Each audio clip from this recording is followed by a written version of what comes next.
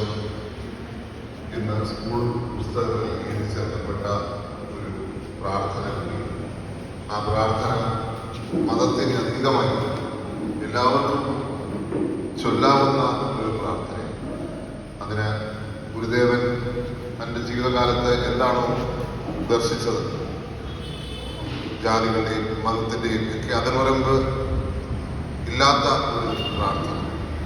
ആ പ്രാർത്ഥന തീർച്ചയായിട്ടും നമ്മൾ ചൊല്ലുമ്പോൾ അത് നമ്മളെ ഒരു ആത്മീയ തലത്തിലേക്ക് ഉയർത്തുന്ന ഒന്നാണ് എന്നുകൂടി ഞാൻ ഈ അവസരത്തിൽ ഓർക്കുക.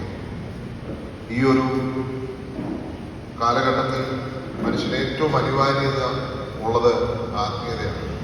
ആത്മീയതയില്ലെങ്കിൽ നമുക്ക് മുന്നോട്ട് പോകുന്ന സാഹചര്യം മാത്രമല്ല, മറ്റുള്ളവരെ കരുതുവാൻ കൂടി ഉള്ള സാഹചര്യം ഒരുക്കുന്ന ശക്തിയാണ് ദൈവത്തിന്. തീർച്ചയായിട്ടും അതുകൊണ്ട് തന്നെ ആ ദൈവത്തെ നമ്മൾ പ്രാർത്ഥിക്കുമ്പോൾ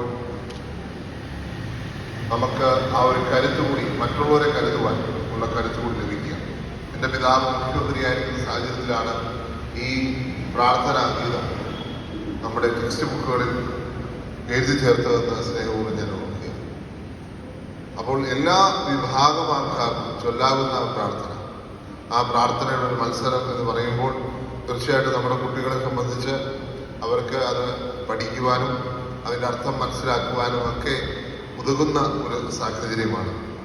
എല്ലാവിധമായ ആശംസകളും SLDS കോട്ടയം ജില്ലയിലെ ഈ ഒരു പരിപാടിക്ക് വരികയാണ്. പ്രത്യേകിച്ച് ബിനുവിൻ്റെ പ്രത്യേക താല്പര്യമാണ് ഈ ഒരു പരിപാടിക്ക് ഞാൻ വരണം എന്ന് വെച്ചാൽ അന്നും എൻ്റെ സമയം നോക്കി വെച്ചതാണ്. അതുകൊണ്ട് വരാതിരിക്കാൻ എനിക്ക് സാധിക്കത്തില്ല.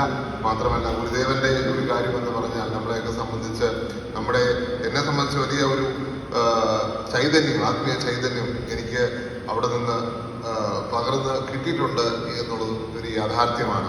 എനിക്കറിയാം, സർവ്വസമ്മേളനം വത്തിക്കാനിൽ വെച്ച് നടത്തുവാൻ അവസരം കിട്ടിയത് അത് വലിയൊരു ഭാഗ്യമായിട്ട് കണക്കാക്കുന്ന ഒരാളാണ് ഞാൻ. അപ്പോൾ എല്ലാവിധമായ ആശംസകളും ഈ ചടങ്ങിന് നേർന്നുകൊണ്ട് നിങ്ങളെല്ലാം അനുവാദത്തോടുകൂടി ഈ പരിപാടി ഉദ്ഘാടനം ചെയ്യുന്നു. നന്ദി, നമസ്കാരം, ജയ് ഹിന്ദ്.